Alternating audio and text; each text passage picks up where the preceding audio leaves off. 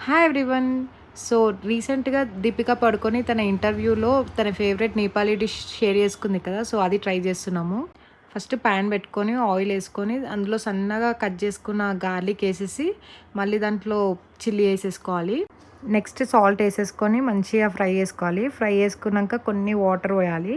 పోసి ఇంకా అందులో చీజ్ స్లైస్ ఉంటాయి కదా! అది ఏసేసేయాలి. ఇక్కడ నేనైతే హెర్టేజ్‌ది వాడుతున్నా. అండ్ మీరు మీ దగ్గర ఉన్న ఏ చీజ్ అయినా స్లైసెస్ అనే కాదు క్యూబ్స్ కూడా వేసుకోవచ్చు. వేసేసి మంచిగా కలిపేసేయండి.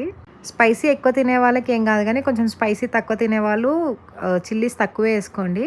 ఫస్ట్ చీజ్ మెల్ట్ అయ్యాక కొంచెం లిక్విడ్ లిక్విడ్ అనిపిస్తుంది, కానీ హై ఫ్లేమ్ మీద పెట్టి బాగా కలిపితే ఇట్లా క్రీమీ టెక్స్చర్ వస్తుంది.